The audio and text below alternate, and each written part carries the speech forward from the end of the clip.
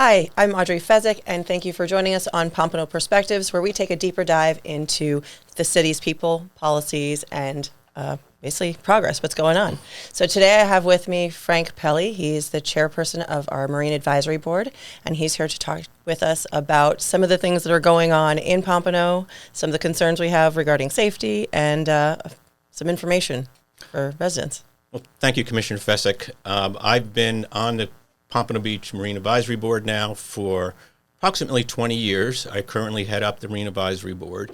The Marine Advisory Board consists of 6 members and 2 alternates. We are all volunteers. We do not work for the city. We are an advisory board, simply, that makes recommendations to the City Commission. And as a result, over the years, we probably have one of the most progressive and comprehensive codes for docks, for docking, and or waterways in the city. And a lot of that comes from the support we've received from the City Commission, and also working with a fantastic group over at the engineering department who oversees our waterways. And when we have waterfront parks, the Parks and Recreation group as well. A little bit about our waterways. We have 38 miles of waterways in the city, approximately 105 canals, different canals, and they're all named. And waterfront properties, I like numbers. We have 3,200 residential waterfront properties within the city, and that includes both multifamily and single family. So you can imagine our waterways can get a little bit crowded. Yeah, and those are mostly all in District 1 and 3. That's correct. They're all in District 1 and 3. Okay. This is where things get a little complicated, is how our waterways are regulated. It can be regulated by the federal, state, some county, and of course a municipality such as Pompano Beach. But for us in Florida, it's primarily we deal with the state is regulating our waterways through different state agencies, or it's done by the city of Pompano Beach. But let's start with some of the things that our city can regulate.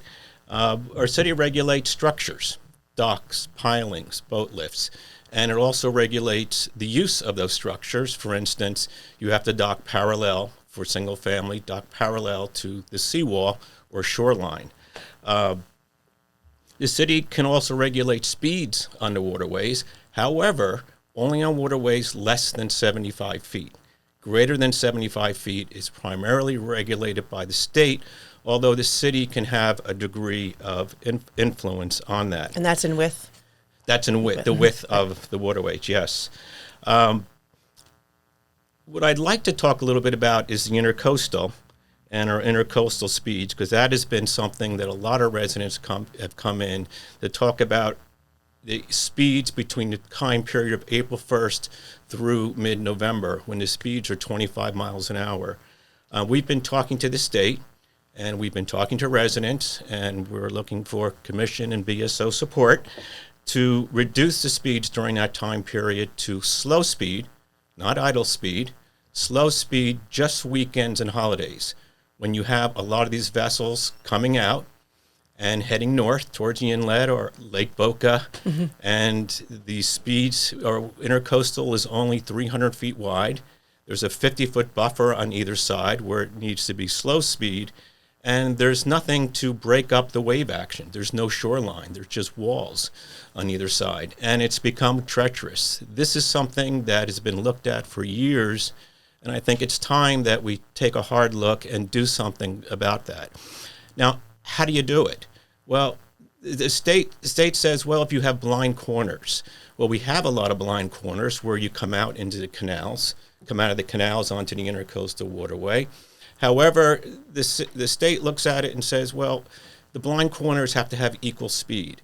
So our canals need to have 25 mile an hour speeds, which is unrealistic, to go with the intercoastal. On the other hand, my response to that is, well, if you come up to the intercoastal and waiting for a gap to get out and you're sitting there idling, the waves coming in will put you into a seawall. So you need to keep some headway, and the blind corners are dangerous. The state says, no, it's not a criteria. So what is the criteria that this city is looking for? Well, they say it's a significant risk of collision. unsafe levels of vessel traffic. And what they look at is accident reports and citations. Now, this was done down in Hallandale, where over a 6-month period, they issued 317 citations. Now, a citation could be a ticket or it can be a warning. And they looked at, and down in Hallandale, they also had some accidents. They looked at the accident reports, and as a result, the state, through the Florida Fish and Wildlife, it goes to the commission. So it's a commission of Florida State and Wildlife granted Hallandale lower speeds at certain times during the year. I realize this will be posted somewhere, so what would be helpful if folks could either say, yes, I support this, or no, I do not support this, and why they don't support it. Well, one thing I know we had discussed on our own also is that when the Intracoastal was created, yes, we did not have such large, massive engines or multiples of engines and larger vessels that we have now, all competing for the same amount of space on a weekend or a holiday weekend and flying up and down, which are then able to create that massive wake that are Yes. definitely being felt by vessels of other sizes. So I know when we take our boat out, we've talked about it, that it's a larger boat, but we have to, when we idle or when we're cruising, it's still at a very slow rate. And on weekends, it's a nightmare especially if you have to wait for a bridge. People just zoom, zoom, flying right past you, and it is not a relaxing day out on the water. So it is in fact a treacherous journey to get to somewhere where there would be calmer waters. Well, the state's perspective is the Intercoastal was created, it's about 3,000 miles long. It was created in the late 1800s, early 1900s. And it was to move commerce. And they still take that perspective today, that it is a highway to promote and move commerce, to move people, and they want to have the maximum speeds. However, back then it was canoe and steam engines. Today it's very large boats with 2, 3, 4 motors. It takes a lot more to get these boats up on a plane, which creates a bigger wake. And on some of these boats, they may not even be on a plane at 25 miles an hour, which even creates a larger wake. Now, there is regulations that a wake can only be so high, but you can't go out there and measure it as a boat is going by, so it makes it very difficult to enforce that piece of the regulation. And it's kind of like what they compound each other. So like one, then another, then another, then another. You're just kind of stirring the bathtub, essentially, of the Intracoastal. Exactly. Right. And there have been instances where boats have been caught in wakes where they were close to the seawall and have bumped into the seawalls along our way. Unfortunately, they just banged up their boat, and there is not an accident report to go with that. So so far we've received a lot of positive feedback from the community, and if we can get some more feedback, if we can get commission support to move this forward, we would need BSO to set up a program to start enforcing some of these regulations on a 25-mile-an-hour speed, perhaps the wake limit, and we can take that up to the FWC Commission and hopefully make our waterways much safer. Yeah. And so I think that what you're saying, you're asking for people's feedback regarding their support and would love their support. But again, you're asking for only this only to change during weekends and holidays when it would be the most busy periods of time during April through November. Yes.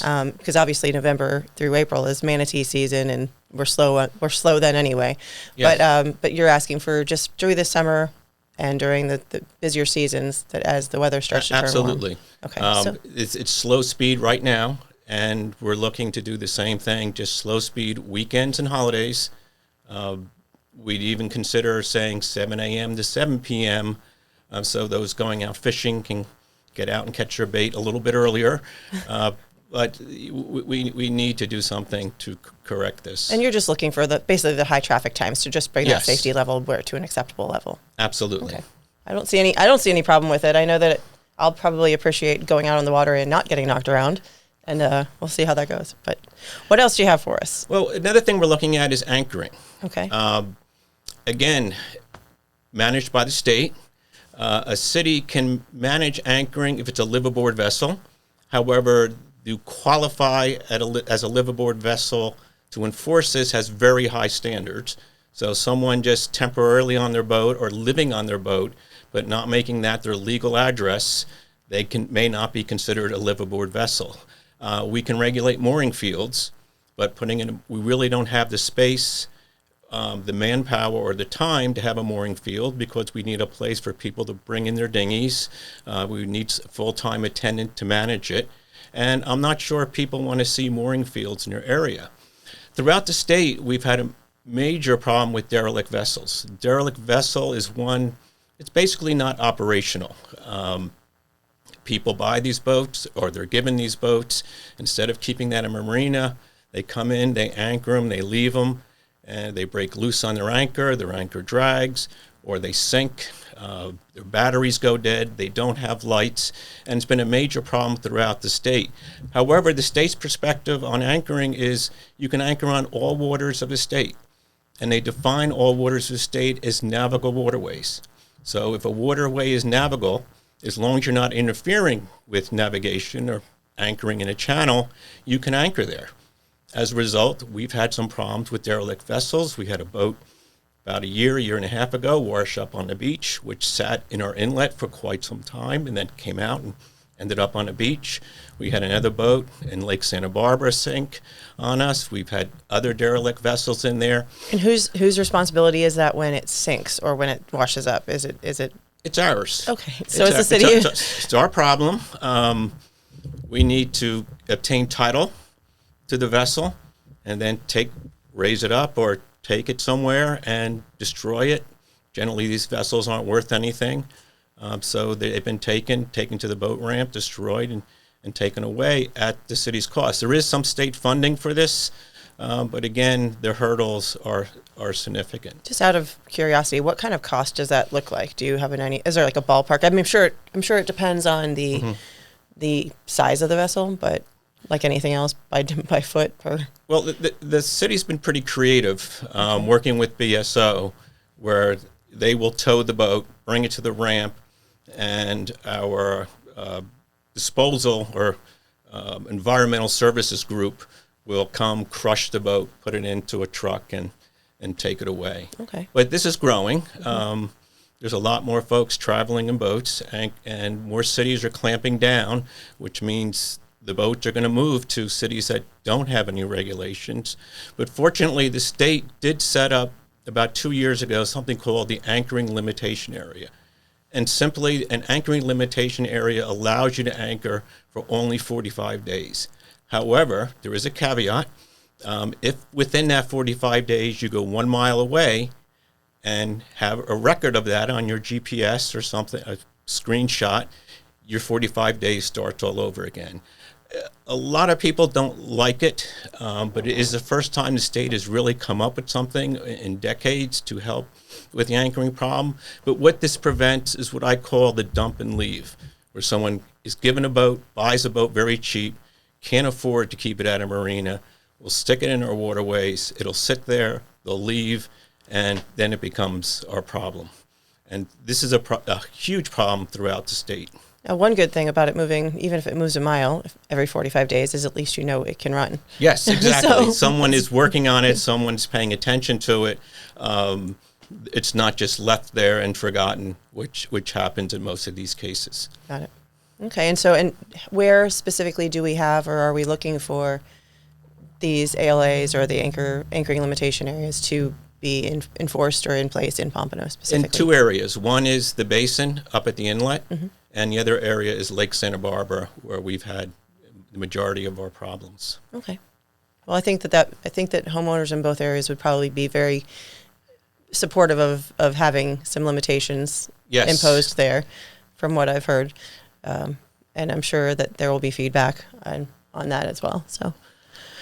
We had, just you have a few things related to, so now that we're talking about homeowners, Lake Santa Barbara, or homeowners that are on the water, maybe we can transition into another hot topic that I know that you've dealt with a lot, and it's the backyard site triangles. The site triangle, yes. And the tiki huts and all that fun thing. Those fun things. I brought a visual. So you don't have to draw something. So I'll do this. We can see if we can get this later. Go ahead. But I'll reach quick. Basically, for waterfront homes, there's a setback on the house. It can be anywhere between 15 and 25 feet. And to define the triangle, you would go up to the setback, be it 15 or 25 feet.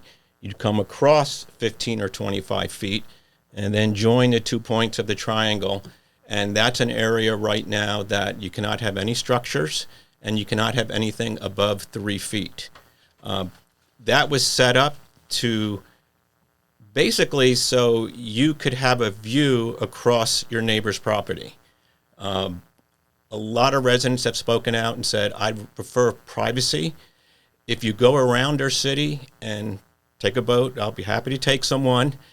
For instance, the intercoastal between 14th Street and Atlantic, I don't think there's one house that complies to this code right now. And I would say a safe estimate based on looking around, about 2/3 of our house are out of compliance. So that sends a strong message. Right. We need to make a change. People want privacy in their backyards versus a view across their neighbor's yard. Well, I know for me as well, this is a hot topic for a lot of people in our community. First of all, for me, I would much prefer privacy. That's just me. Mm-hmm. But I know also that we have talked about how sometimes the city, this rule doesn't necessarily make sense because the way that the houses are located, Mm-hmm. you have your backyard area, you have your pool, and then you Mm-hmm. have people who might have a short-term rental next door or may not. So you may have anybody next door for some period of time. And of course, with zero privacy and families, that lack of privacy could be a massive issue when, you have teenagers and random people next door or bathing suits and boats. But one thing that I find very interesting is that in development, we're always kind of fighting this overdevelopment thing. And the very first thing that everybody tells you when you're looking at somebody who's trying to build a gigantic building next door and the neighbors are upset about it is they say, oh, you're not promised your view. So you're not promised the view for what you have now. So again, we're telling people that this is so that they can have a view. But in the development world, I guess we're always told you're not promised your view. So you're promised your view straight out, but not looking across through your neighbor's yard. And actually, that is what's called riparian rights. Riparian rights are basically if your property ends at the water line, so the water touches your seawall, and that's your property line, you have riparian rights. Riparian rights gives you the right to fish, wharf out, and a view. Riparian rights does not entitle you to a view across your neighbor's yard. It entitles you to a view straight out. For example, the city, if I had a large waterway behind my home and the city wanted to make a bridge going across the waterway in front of my home on the water, well, that would be a violation of riparian rights. So we're not entitled to the view across our neighbor's yard. We are entitled to a view out our back, our property lines out to the channel. Great. And so is there any other little tidbit from this related to the tiki and cheekies? Because a lot of people have them down by the water's edge. And then you were talking about, speaking of neighbors, I think you had mentioned the ability to sort of extend dock space somewhat if you get along well with your neighbor. Maybe. If you get along with your neighbor and you wish to join your docks together, you can do that. It's one of the many code changes that have been enacted over the years. It's a simple agreement. The agreement runs with the property, so if you sell your house, that agreement stays in place. So if you wanted to join your dock, docks have to have 5-foot setbacks, so that's 10 feet currently between you and your neighbor. If you want to close that 10 feet, you can go ahead and do that through a very simple agreement you can obtain from our engineering department. Great. And so that you can still have two completely separate docks that just be pretty much joined at the property line. Yes. And then you're obviously responsible for maintaining your individual dock. Exactly. But then it works out great because you have 5 extra feet essentially of place to put a dock box or some way to divide, not having a gap in between your properties. Like let's say you all do get along and the kids play and they run across the dock. It's a safety issue. I do that with my neighbor. It's a safety issue. We have kids going back and forth, and it's versus going down a little path like this where this side they're falling in the water and this side that perhaps there's a fence. Now they can walk down the dock and do that. However, your boat still has to stay within the 5-foot setback. Okay. So you don't get to do it for extra docking space. You just get to do it for extra dock space. Right. Okay, great. Some other things we're talking about. There's a lot of jet ski platforms, I call them, floating docks or floating lifts or floating platforms that people are putting jet skis on. As I said earlier, our code requires parallel docking. Well, if you can now store up to 4 jet skis perpendicular to your seawall, outside the 5-foot setback, of course, versus before where they had to be parallel, or you'd have to have your floating thing parallel to the seawall. So now you can have 4 jet skis pointing perpendicular in, which is a lot of people are starting to use. And I feel like I've seen jet skis and then like a small kayak or paddle boards. I've seen homes with maybe 1 or 2 jet skis and then like they've got the rest of their water toys lined up on that, so they're just ready to deploy and go, which is nice. And it's hard to dock a jet ski onto a floating platform, especially if you have a couple of them that are parallel to the seawall. So this makes it easier and safer to maintain the jet skis. Great. Other things we've done, as we talked about earlier, boats have gotten bigger, boats have gotten wider, and most people like to keep their boats on boat lifts, but boat lifts can only go out 20 feet.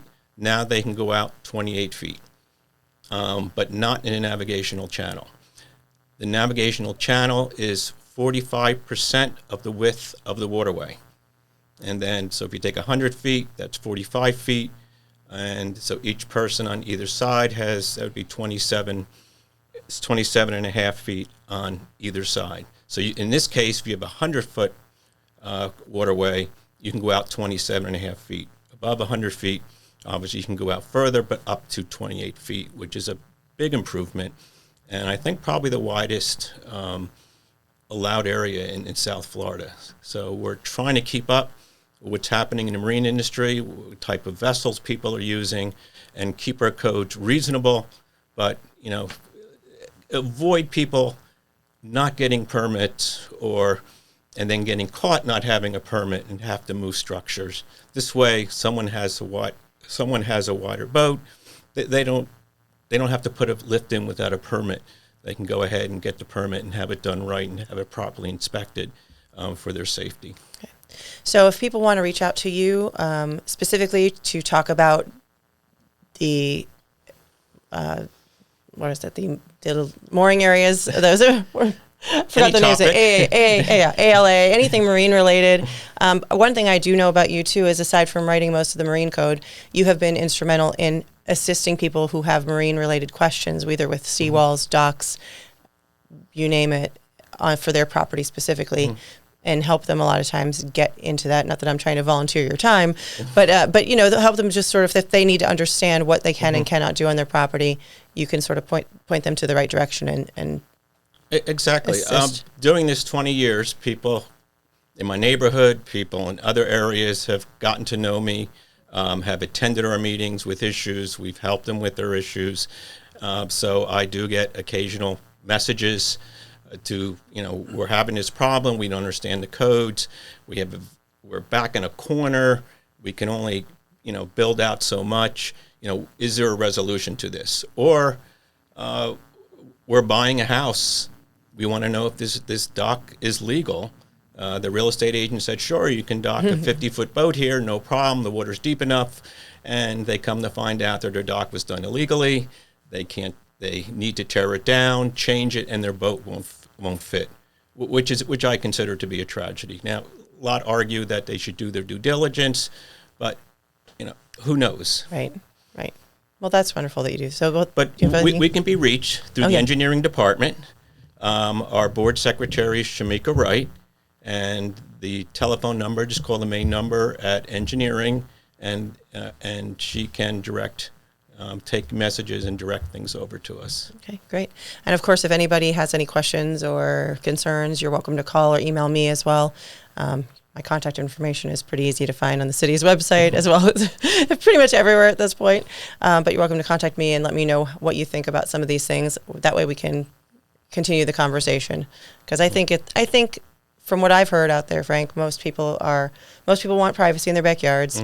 Most people don't want people mooring in Lake Santa Barbara or in the inlet area, and most people I've talked to also would prefer privacy or to have a tiki hut on their property with the ability to have shielding from their neighbors and really enjoy all of their backyard. So and a safer intercoastal. And it's definitely a safer intercoastal. Yes, I can't tell you how many people have told me they can't take their boat out on weekends because it's dangerous, and they're fearful of letting their children be out on the boat with them during those times too. So wonderful. Thank you so much for coming by. I appreciate it. You're quite welcome. Thanks. We'll see you soon. Okay.